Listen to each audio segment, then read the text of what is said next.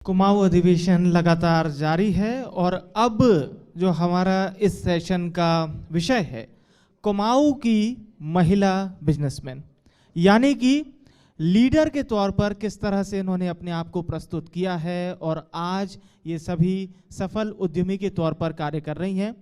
मंच पर अब मैं बुलाना शुरू करूंगा हमारे इस सेशन के गेस्ट आशना गोयल जी। आप एमडी हैं अनंतम गेटवे रिजॉर्ट की, प्लीज मंच पर आइए, तालियां बजती रहे। अवनी त्रिपाठी जी, आप डायरेक्टर हैं आहाना रिजॉर्ट के, प्लीज मंच पर आइए। मीनाक्षी असवाल जी, आप जीएम हैं वुड कैजल रिजॉर्ट, प्लीज मंच पर आइए।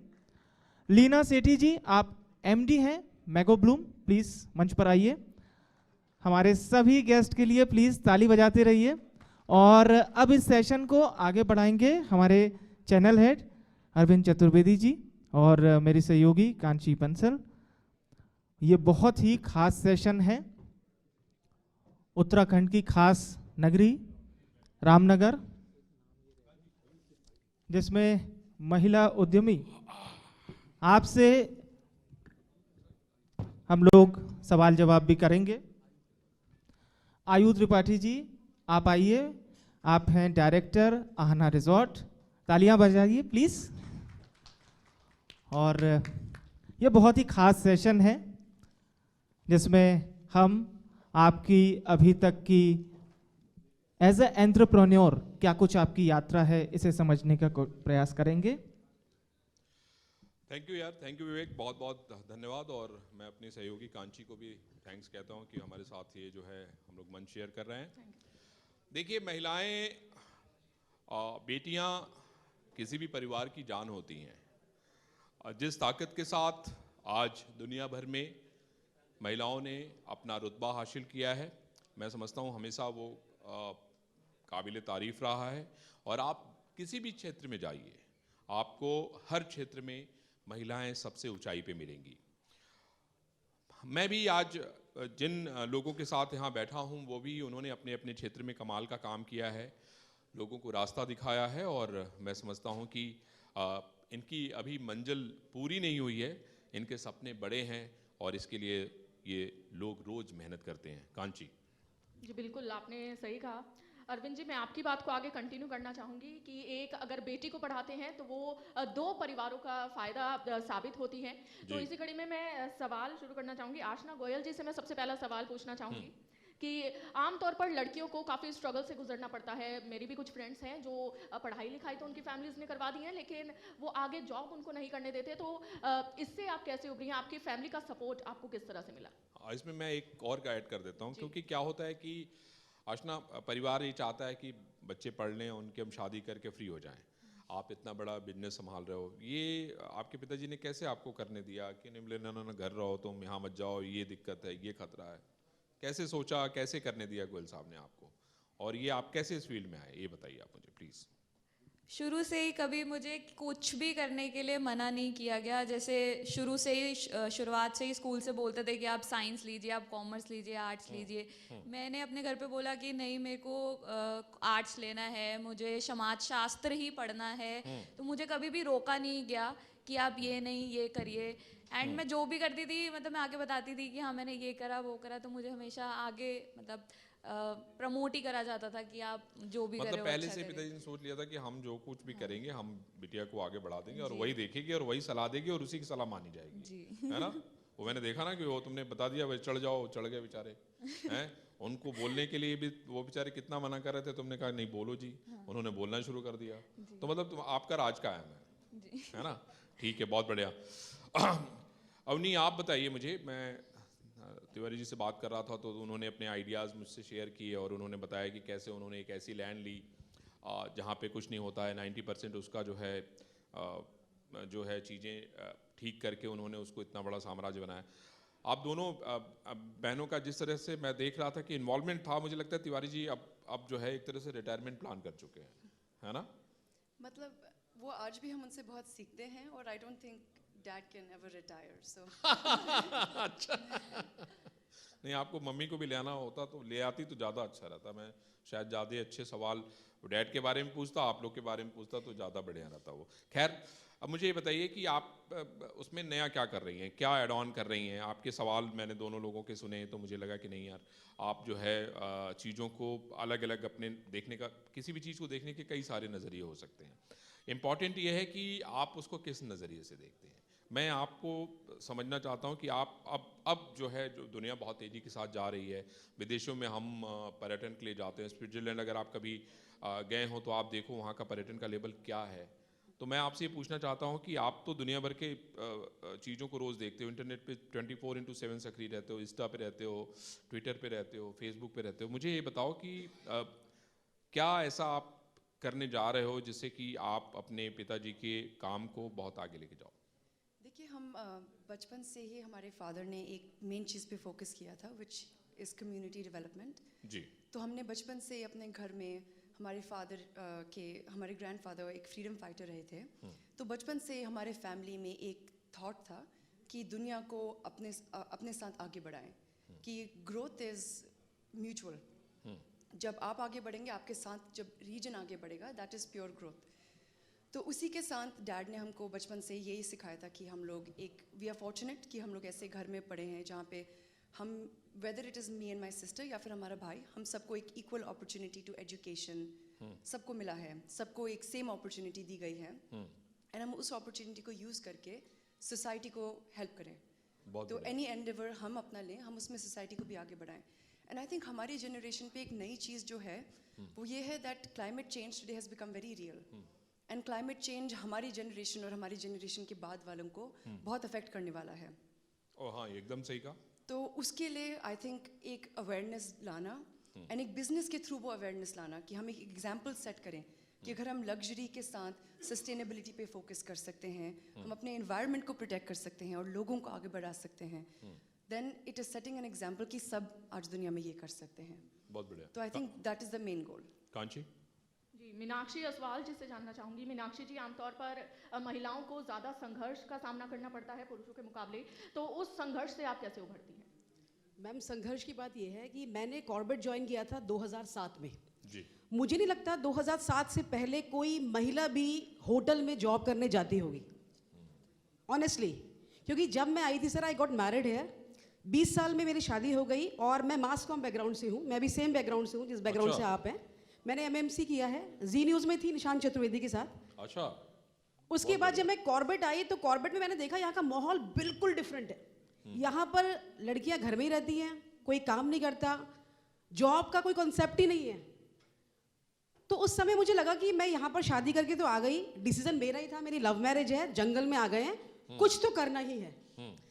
तो मुझे लगा यहाँ पर एक मिसाल करने के लिए आपको एक लकीर खींचनी पड़ेगी और उसको आपको प्रूफ करना पड़ेगा, और उस प्रूफ करने के लिए आपको उसमें बहुत हार्ड वर्क करना पड़ेगा, और आपको कई ऐसे लोगों को फेस करना पड़ेगा जहाँ पर क्रिटिसिज्म होगा, सबसे ज़्यादा होगा। और मुझे लगता है होटल इंडस्ट्री में आज लोग बहुत पॉजिटिव मानते हैं, 2007 में लोग सबसे ज़्यादा नेगेटिव मानते थे। तो आपको और जब क्या-क्या मैं सहना जानती थी पड़ा? सब, जब मैं जाती थी ना, जी, जी। तो लोगों को लगता है होटल यानी कि बर्तन मांजने जा रही होगी या खाना बनाने जा रही होगी, ऑनेस्टली। अच्छा। अभी क्या है, होटल इंडस्ट्री में लोग पढ़ाई करते हैं, लोग उसमें डिग्री लेते हैं, तब वो ज्वाइन करते हैं। सर, मेरे पास कोई भी डिग्री नहीं है होटल इंडस्ट्री की।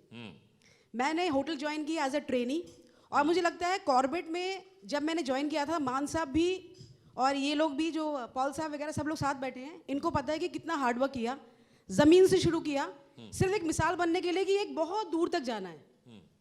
और जो हमारे ओनर हैं सर, मिस्टर भुवन मित्तल जी, सर्वेश जी, ये लोग भी, इनका बैकग्राउंड भी बिल्कुल डिफरेंट है। इनको नहीं पता था ABCD होटल क्या होता है या क्या क्या होता है, कुछ भी नहीं।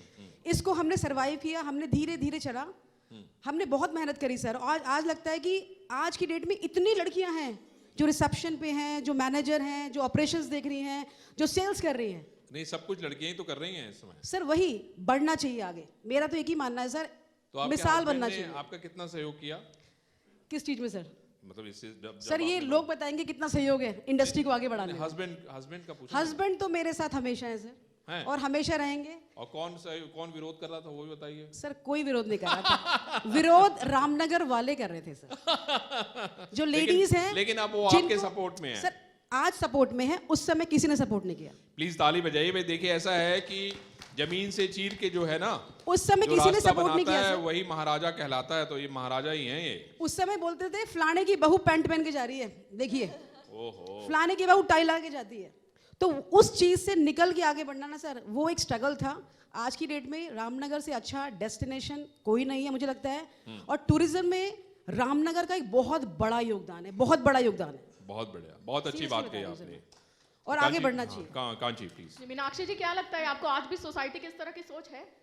मैम 60% सोच से तो ऊपर आ गए हैं। अब ये यंगस्टर्स हैं हमारे बिल्कुल बगल में मीनाक्षी बैठे जी हैं, को किसी के सोच की परवाह नहीं हो गए, मुझे फर्क नहीं पड़ता, गए तेल लेने, है मेरे ना? को तो आगे जाना है सर, जाना ही है।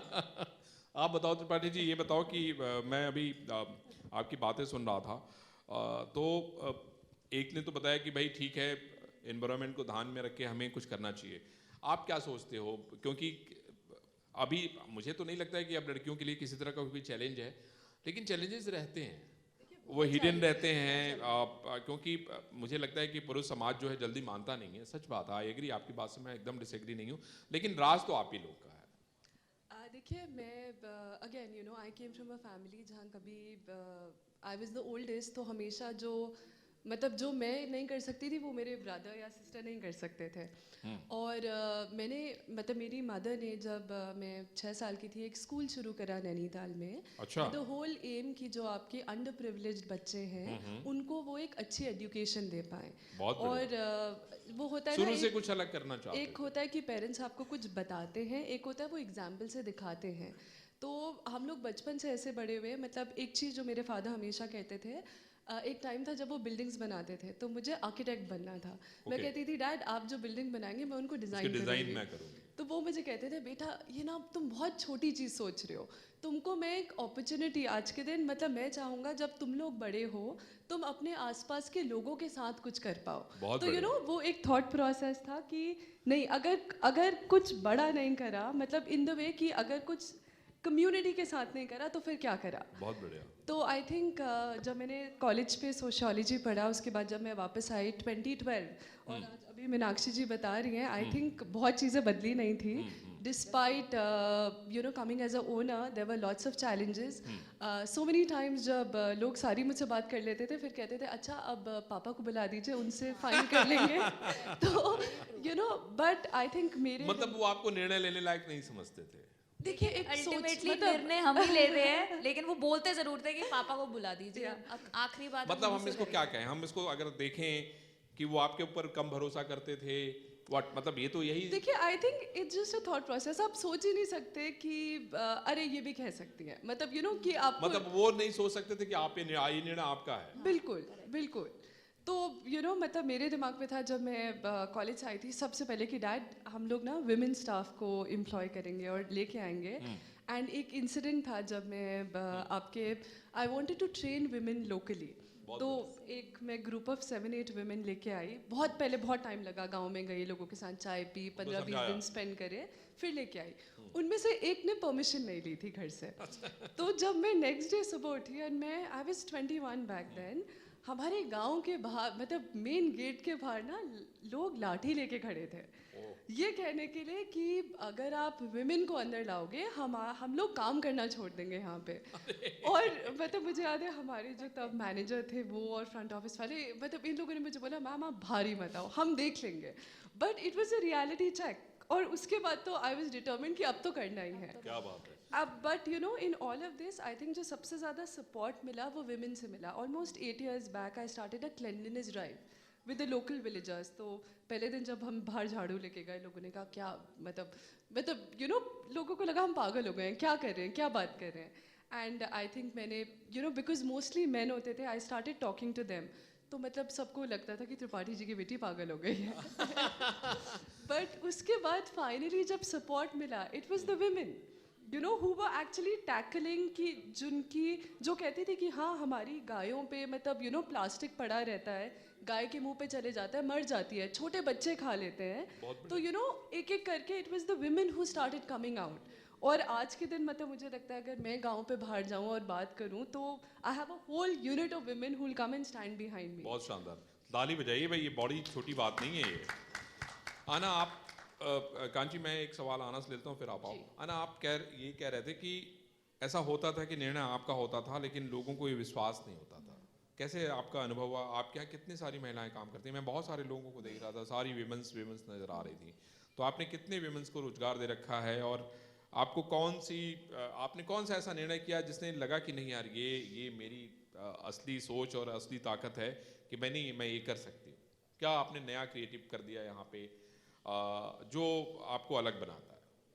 मुझे ऐसा लगता है पहले यहाँ कॉर्बेट में यहाँ 2 साल पहले आई, मतलब I was since the construction, जब से ये कंस्ट्रक्शन शुरू हुई, जब फिर ये रिजॉर्ट ऑपरेशनल हुआ, तब से ही मैं यहाँ काम कर रही हूँ। सो मुझे मोस्टली यही चैलेंज आता था कि the whole industry from construction to operations to any department is male dominated.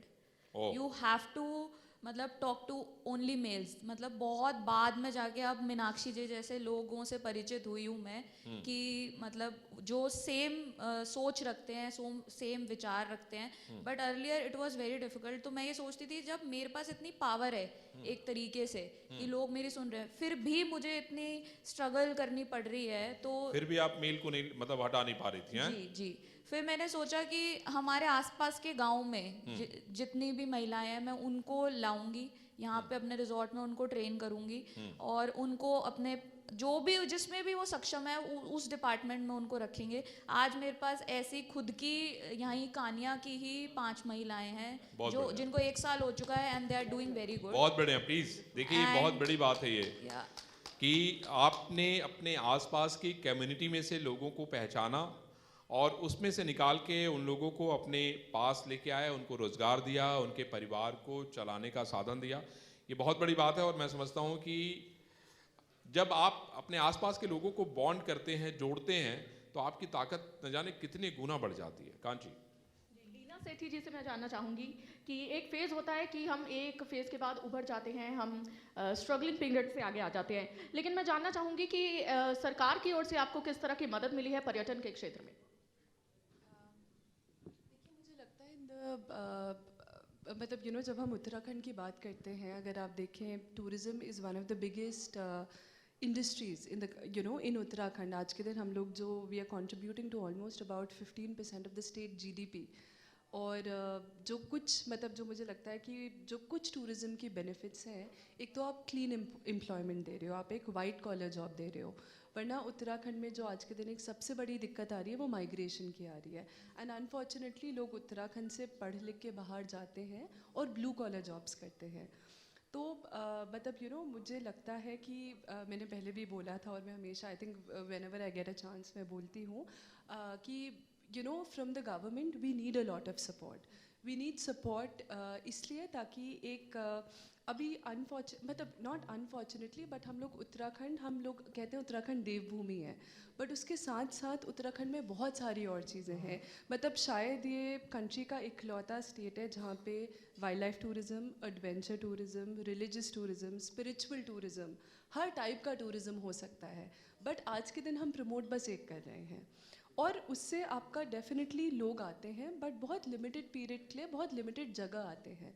तो बहुत ज़रूरी है कि हम एक होलिस्टिक वे पे उत्तराखंड की बात करें, क्योंकि मतलब हम देखिए, एक तो जो आपका डायरेक्ट बेनिफिट अगर मैं बोलूँ जो आपका टूरिज़्म से होता है, एक है आपने एक कम्युनिटी को साथ जोड़ लिया। आज के दिन मेजॉरिटी हम सब जितने लोग यहाँ काम कर रहे हैं, मान साहब ने भी बताया था, हम लोग कितने लोगों को एम्प्लॉयमेंट दे रहे हैं। उसके बाद आप एक पूरा सेक्टर डेवलप कर देते हो। जैसे हम लोग जब यहाँ पे आए थे, आपकी सावलदे में हार्डली कोई एक दुकान होती थी, आज के दिन एक पूरा सेगमेंट बन गया है दुकानों का, ड्राइवर्स के लिए खाने का, मेड्स के लिए रहने का, स्टाफ के लिए अलग अलग फैसिलिटीज़।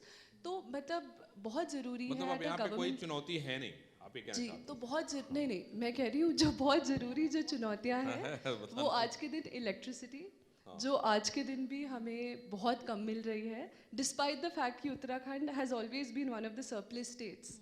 अगर आप देखें, मतलब इलेक्ट्रिसिटी की दिक्कत है। और देखिए, हम लोग सस्टेनेबिलिटी पे मतलब हम लोग सस्टेनेबल ग्रोथ की बात करते हैं, तो मुझे बुरा इसलिए लगता है जब हमें घंटों जनरेटर चलाना पड़ता है, क्योंकि वो इन्वायरमेंट के लिए एक हैज़र्ड है। अच्छी बात है। मीनाक्षी जी, अब आपको लोग जो कहते थे, जो कभी नाराज होते थे, कभी मतलब आपको बहुत सारा जहन में, चूंकि वो सब यादें तो कभी भूलती नहीं है, नहीं भूलती सर। हाँ, तो वो अब आपको आप मिलती हैं तो आप क्या कहते हैं वो उनसे आपसे? सर कुछ नहीं कहते हैं, वो मिसाल देते हैं। अच्छा, मिसाल देते हैं? अब वो लोग मिसाल देते हैं तो आप उनको बुला के कभी चाय वाय पिलाती है अपने सर। उसमें पिलाते हैं रिजॉर्ट सर, में? आते रहते हैं, मिलते रहते हैं सर। अच्छा आते रहते हैं, मिलते रहते हैं।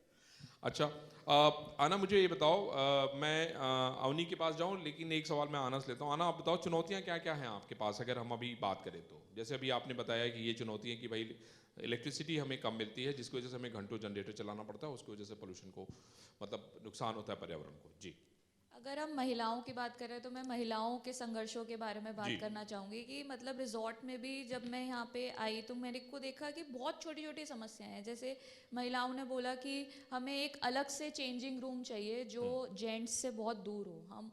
हम आते हैं ठंड में, हमें चेंज करने के लिए अलग चेंजिंग रूम चाहिए, जो कि मतलब बहुत छोटी सी रिक्वायरमेंट है पर नहीं नहीं, मतलब बड़ी रिक्वायरमेंट हाँ है ये, जी। खैर जी।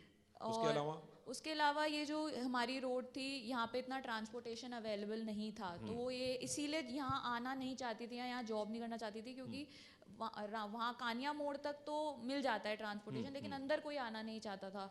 तो ये सब परेशानियाँ महिलाओं की थी जिनको हमने सॉल्व किया है over the period of time. And जो घर वाले नहीं आने देते थे, मैं खुद उनसे मिलने जाती थी, उनसे बात करती थी कि आप आने दीजिए इनको। तो यानी आने वाले दिनों में पुरुषों के पास जॉब होंगी नहीं, क्यों अवनी, ऐसा है कि पुरुषों के बारे में आप लोग सोचते हो कि नहीं, इनको भी बेचारों को जॉब दे दो, बेचारे कहाँ जाएंगे? हैं? वो अगर compete कर पाएंगे तो उनको हाँ, मिल अच्छा, जाएगा। उनके लिए कंपटीशन रख दिया, इनके लिए कोई कंपटीशन नहीं है, ऐसे ही देखिए, होता है। हमारे घर में सबसे ज्यादा बहनें हैं, हमारे हाँ। दो तीन भाई हैं। तुम्हारे भाई की क्या हालत होगी तो पता नहीं, मैं उनको जानता तो नहीं। उनके लिए उससे मैं उन्हीं जरूर से बात पूछना करना पड़ेगा चाहूंगा कि वो कैसे compete नहीं, मैंने करते यही हैं। कहा कि मैं उससे बात जरूर करना चाहूंगा, बेचारा वो कैसे सरवाइव कर रहा है ना? Yeah, my brother keeps telling me. He हाँ, said, मुझे लगता है बड़ी कि बहन का सुनना पड़ता है, छोटी का भी सुनना पड़ता है, मैं बीच में फंस जाता हूँ। ओहो, ये सभी के साथ होता है, मेरे साथ भी ऐसा होता है। लेकिन मुझे आप ये बताओ कि अभी कहाँ पहुँचना है, अभी क्या करना है? अभी जैसे आपने ग्रुप कम्युनिटी को साथ लेके चलने की बात बताई, आपके सिस्टर ने बताया कि कैसे कैसे उन्होंने समझाया, आपने चुनौतियाँ बताई और महिलाओं की चुनौतियों को कैसे सॉल्व किया ये बताया। आपने मुझे ये बताया कि भाई आप तो सबसे मतलब मैं समझता हूँ कि सबसे एक्सपीरियंस हैं जो लोगों के लिए एक मतलब जिसको कहते हैं ना कि एक उदाहरण है। तो आप मुझे बताओ कि अब आगे की क्या उड़ान होगी, क्या करना चाहते हो आप लोग? देखिए, आई थिंक हमारा मेन फोकस हमेशा यही होगा कि पूरी दुनिया को अगर हमको आगे बढ़ाना है, इंडिया को अगर हमें आगे बढ़ाना है, तो हमें बहुत ग्रास रूट लेवल पे स्टार्ट करना है। And I think one big problem जो इंडिया में है is education for children. And I think कि हम लोग हमारे इंडिया में जैसे ट्रेडिशनल टाइम्स पे एजुकेशन वाजंट जस्ट अबाउट कि आपको अच्छे स्कूल में अच्छे मार्क्स आ गए आपके और आप वहाँ से आगे बढ़ जाओ। इट इज़ एक इंसान को एक सिखाना है हमको। And that skill can be कि अगर हम लोगों को लगता है कि हमारे रीजन पे हमें लोगों को टाइगर से एक लगाव बढ़ाना है, अपने रीजन से एक लगाव बढ़ाना है, तो हम उसको सिर्फ ट्रेडिशनल एजुकेशन के थ्रू नहीं, हम उसको स्किल बिल्डिंग के थ्रू कर सकते हैं। कि यहाँ पे अगर आप देखिए आज हमारे ढेला और फाटो जोन पे, झिरना जोन पे हम लोगों ने फीमेल नेचुरलिस्ट रखी हैं। That is a big step, because अगर हम लोगों को ये सिखाएंगे कि आपका रोजगार इस जगह से जुड़ा है, इस जगह को आप प्रोटेक्ट करेंगे, तो नेचुरली आपकी man animal conflict, love towards nature and that reciprocity वो अपने आप आएगी जी। तो आई थिंक अगर हम सबको एक मैसेज भेजना है तो हमें वही करना है कि साथ मिलजुल कर काम करना है, पर इन्वायरमेंट के साथ भी मिलजुल कर काम करना है और बच्चों को भी सिखाना है, महिलाओं को अपॉर्चुनिटी देनी है। तो आई थिंक ओवरऑल एक वो access to opportunity is very important. And वो अगर हम बच्चों को नहीं सिखा पाएंगे तो वो हम उनकी क्रिएटिविटी, उनका स्किल, इमेजिनेशन बचपन से ही हम उसको ख़त्म कर रहे हैं। बहुत बढ़िया। चलिए, मैं समझता हूँ कि बातें तो बहुत सारी हैं, लेकिन अगला सेशन हमारा इंतज़ार कर रहा है। और ये 4 ऐसी फाइटर्स हैं जो लड़ना जानती हैं। ये 4 ऐसी लेडी हैं, मतलब जिसको हम आयरन लेडी कहेंगे, वो अपना हक छीनना जानती हैं। लेकिन मैं तो यही कहूँगा कि भाई लड़कों का भी थोड़ा ध्यान रखना, बेचारे वो कहाँ जाएंगे, है ना? तो ये सेशन हम यहीं समाप्त करते हैं और हम लोग उम्मीद करते हैं कि अगली बार हम जब मिलेंगे तो नए सपने के साथ मिलेंगे। इनके पास भी ढेर सारी बातें होंगी और आना के पास भी बहुत सारी मतलब मेरे प्रश्नों का जवाब होगा। और मुझे लगता है कि पिताजी को ट्रेनिंग देके आप इतना एक्सपर्ट बना देंगे कि वो बाइट देते हुए नजर आएंगे, है ना? और मुझे लगता है कि ये और लोगों को निखार के बाहर ले आएंगी। और त्रिपाठी जी को भी मैं यही कहना चाहता हूँ कि आपकी जो सोच है कम्युनिटी के साथ चलने की, वो निश्चित रूप से कमाल की है। और मैंने हमेशा ये देखा है कि जो लोग ग्रुप में कोई काम करते हैं उनको कोई रोक नहीं सकता, चाहे पॉलिटिक्स रही हो, चाहे बिजनेस रहा हो, और चाहे कुछ भी। आप देखते हैं कि जब आपके पास समूह होता है ना तो आप विजेता बन जाते हो। तो ये सेशन हम यही समाप्त करते हैं। प्लीज़ ताली बजाइए भाई, ये आपकी बेटियां हैं और बहुत काबिल हैं। बहुत बहुत थैंक यू सभी लोगों को, थैंक यू वेरी मच।